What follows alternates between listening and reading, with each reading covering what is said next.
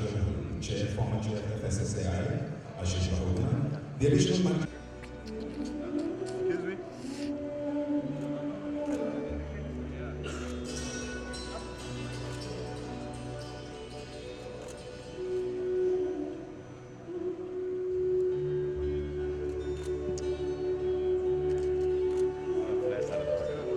May I request the secretaries to give us a photograph?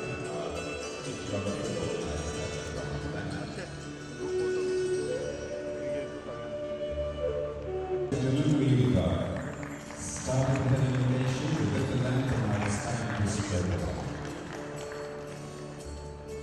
These are the personalities who provide the intelligence and model that you will be gaining for the next few days. Thank you.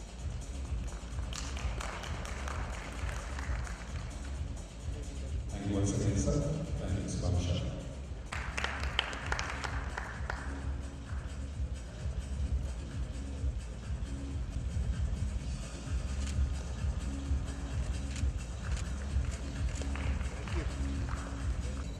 Welcome the President, Global Pulses Confederation, Ms. Cindy Brown, and the Director, IBGA,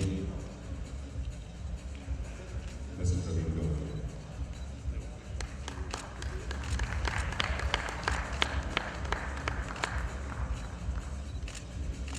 Thank you.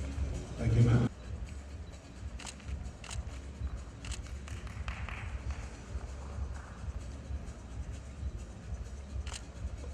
And thank you for the deafening applause. One more time, please.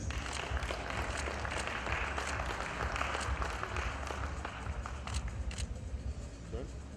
Thank you. That's the way the world works. And now we can give them a big round of applause. I'd like to request you to please stay on stage.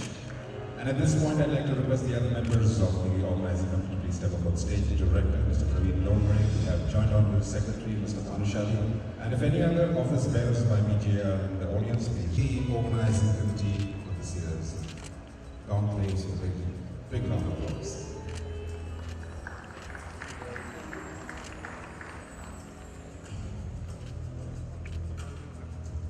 Thank you very much. Thank you, ma'am. Thank you, gentlemen.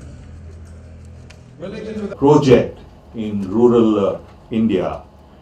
So we have a drought-prone area in Maharashtra, and in two particular districts of Bhokardan and Kulambari, we went through a water. We started a water rejuvenation project. So our team members went there.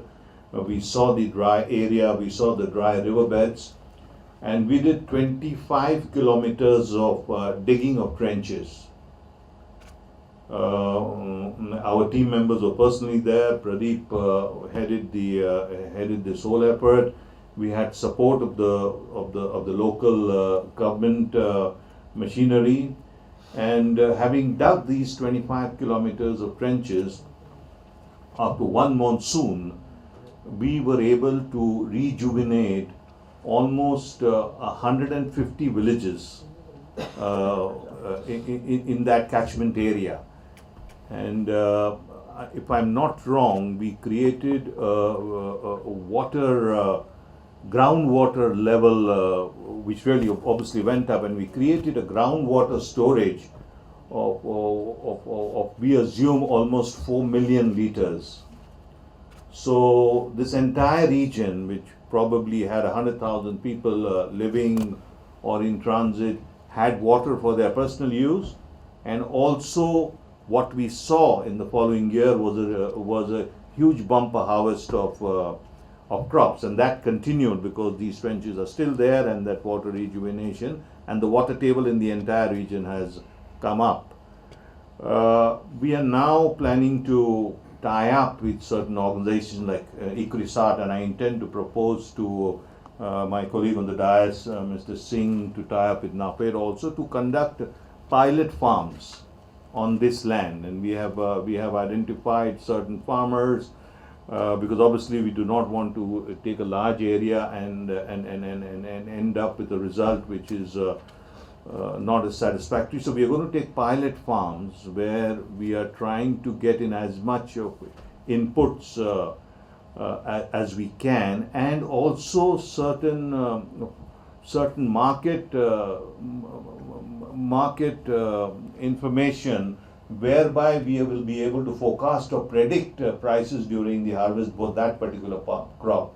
Select those pulses and have encourage the farmers to sow them, and then try to create the same chain by getting the processors involved with the buyback agreement. So this is a tall order. It's a lot of work to do, but I can tell you that we are certainly on our way of doing it. We have the support of the Honorable Minister Rao Saheb Danve, because this forms part of his constituency, and he has given us that support, and hopefully he'll talk about it when he's here with us this afternoon.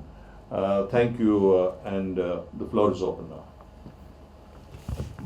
Where you are encouraging the farmers to grow pulses.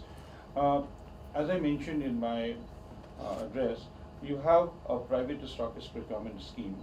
I would like that to be encouraged first. If not, NAFED is there to provide you the safety net of MSP, ensuring MSP to the farmers for the produce that they have grown of FFU quality. But just because as you are taking initiative of production, so I would request you to try the one component of PM ASA, that is private procurement stockist scheme. If it works, fine. If not, then I'm there. Okay. Thank you, sir. Thank you. Yeah, I'm Lakshmi from PTI. My question is to agriculture minister, and I want to know how much pulses you export to India, and with so many curbs restriction imposed right now, what is the prospect you have? Well, as I said in my opening comments, we are probably, for the country of Canada, our province is probably, it does lead in just about every pulse sector and just about every grain sector, just because of our large land mass. And just to give you, the reporters, a geographical aspect or look at that, over 40% of all the arable land in Canada is housed in the province of Saskatchewan.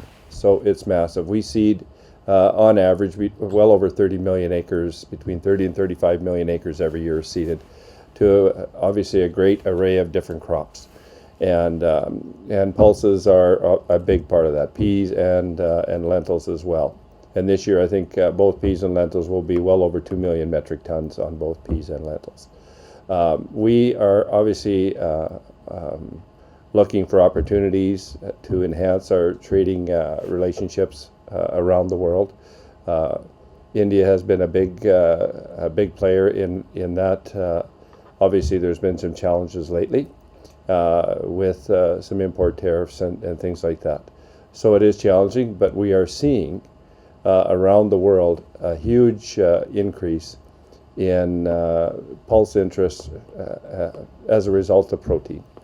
And as I said in my remarks to the delegates, we are seeing a great influx of not just national companies in Canada, but global companies looking to come to Canada and really investing in protein extraction. And they're doing that, and that's where we see a huge number of our pulse crops are going to be consumed that way in the value-added process. I'll give you an example of what we do in the government side to enhance that. We invest significantly in research through the Ministry of Agriculture in partnership with the federal government to the University of Saskatchewan in the agriculture faculty. One of the projects we approved last year was a team of professors feel very strongly that they're going to develop a yellow pea that will have protein greater than 25%, which is high. But that's the kind of projects we're doing. That's the kind of research that's going on. And I must say that we are attracting researchers from around the world as a result of that. How much we export? It'll be to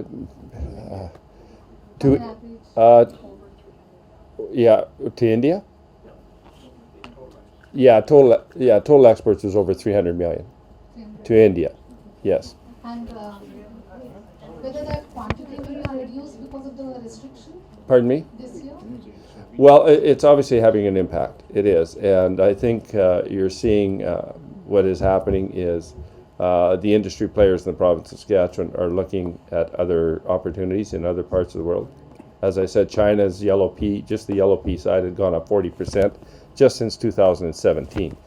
So we're seeing that market happening also in other parts. So what is happening as a result, if companies are having issues of getting pulse crops into India, they're going to look for other opportunities to move the product, and that's what's happening. But India being the largest consumer, do you see? Yeah, countries well, consuming? yeah, I do see it, and that's why I said my remarks the way they are. As a farmer myself and grow pulses myself, that's the first thing we look at for is market trends and where things are going to go, because then I can make a decision within a few months of whether I'm going to seed pulses or not.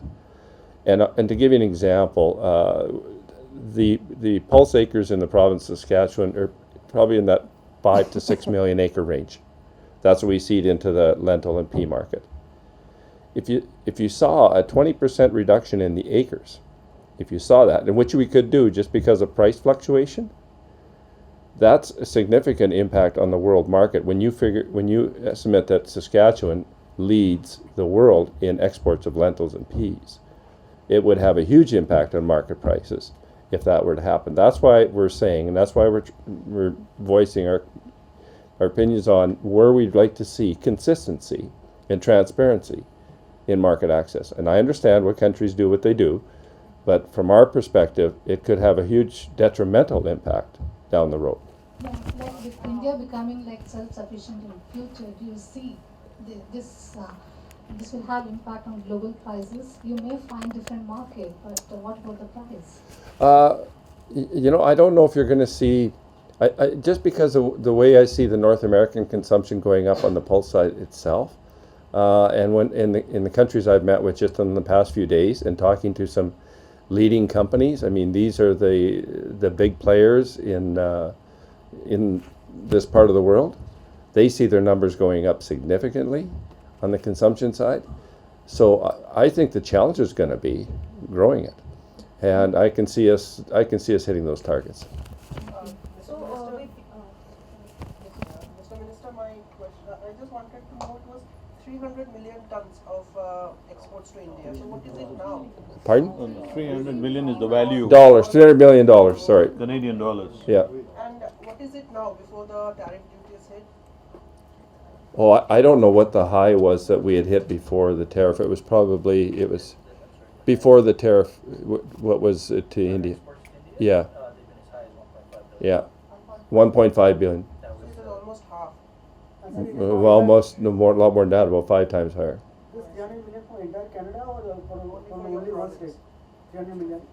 That was for Saskatchewan. My question is directed to Mr. Lee Brown. Good. How does the world community view the trade barriers put up by India? I mean, there's a lot of restrictions in place. And is the association doing anything about it? Well, Thank you, Minister. I think globally we're seeing a lot more trade restrictions. We're very protectionistic in many countries around the world. We've seen more nationalism. We've seen more concerns over global trade. So it's not just India. I think our job at GPC is to help keep markets open, and when we find difficulties, we start to communicate to maintain discussions and look forward to being very clear and transparent. And so we have predictable trade and resources working with every country in the world. Has this matter been, I understand in 2018 the matter was taken up in WTO also, right? About India's tariff on pulses. So where is the case now and how is the situation now? I'm not as familiar with that as I might be. One of my colleagues that might have taken care of that isn't with us today. I'd have to pass that question off. No, I wouldn't have. I wouldn't know where that's at. WTO is a long process. It will take time. It's still in process actually. Yeah. So the Indian government is trying hard to become self-sufficient in pulses production. Last 3 years we have been self-sufficient. Next year also, if the monsoon blesses us well, which are the initial indications, then again we may produce more. Do you fear that losing this big market like India, if the government consistently achieves its target of becoming self-sufficient in production? Do I feel it's going to impact our market? It will have an impact. I can't say it won't. And that's what we're doing, is trying to find those new markets, and we are finding them. When I said that we want to get to a point where we're going to start processing 50% of what we grow, that's the target we're really trying to achieve. Then obviously it's going to have an impact on exports around the world too, as we are a world leader in the pulse side as far as exports. So if we start value adding and processing there, it's obviously going to have an impact on the export side. If IPGA precedent allows me, I want to issue a rejoinder to this. Sure. I think it is a myth to say that India is self-sufficient in pulses. The current low prices probably create a smug feeling amongst a lot of people that we are self-sufficient. Our current per capita availability of dal, which is fit for human consumption, is only 14 kilograms. Whereas nutrition is recommended at least 20 kilograms. We still have a long way to go before we can claim actual real self-sufficiency. Therefore, we need to produce more, we need to consume more. Ma'am, you wanted to add something to I did. I always come back to the point that where pulses fit in the whole global spectrum, and that's with sustainability in production.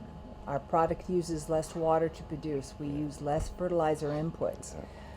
It's a perfect model for smallholder farmers to bring more revenue back to their farms and their families. It works globally for individuals looking to add more protein, non-meat protein, but more vegetable protein to their diets. And our opportunities today to grow the pulses market are huge.